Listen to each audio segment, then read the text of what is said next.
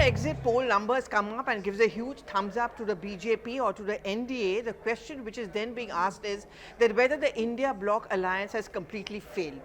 Well, it is actually a mixed bag. First of all, where people thought that the election is going to be completely cold and completely one-sided, it clearly has not been that. In the various phases that we went through, the 7 phases, it really has been an interesting election, and there has been a tough fight which has been given by the India bloc in terms of an aggressive campaign.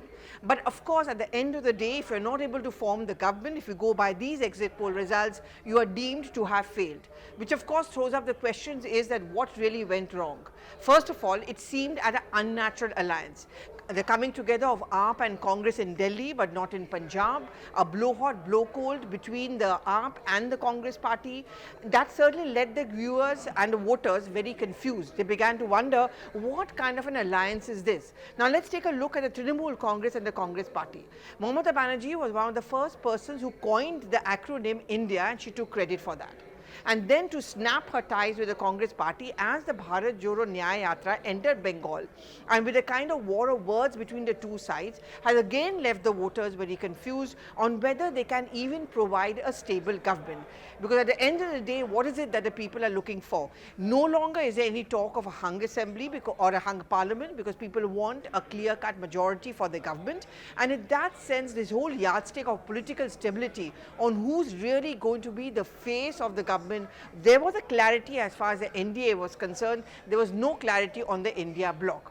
Now, in case these numbers hold on the actual day of counting, it is of course going to throw up many question marks over the genesis of the India bloc alliance. It's going to raise questions at whether it's a prudent step for unnatural and unlikely people to even come together. And second, where the Congress party made a mistake by making it a Rahul Gandhi-centric kind of an alliance.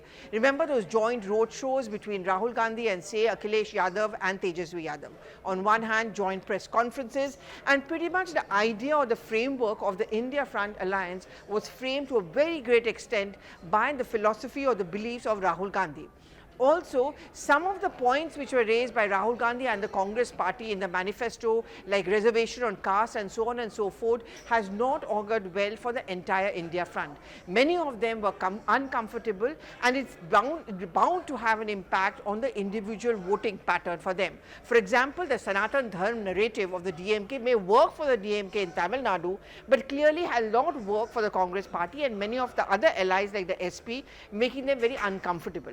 Words of Manishankar Iyer, words of Sam Pitroda again has not done very well for the India bloc as an entity, which is why you would have noted the silence whenever Sam Pitroda or Rahul Gandhi spoke about restructuring the wealth distribution. In that sense, it was a new experiment, because at least the UPA, which came together as a result of the efforts being by Sonia Gandhi, they were more likely partners here. India bloc stands apart because it had more unlikely partners coming together. We began by talking about a common manifesto which never really emerged, and also by squabbling allies and uncomfortable and political point of view which were completely at times in contrast or contradiction to each other. In that sense, if these numbers hold on 4th of June, one can safely conclude that the India Front Alliance was a non-start.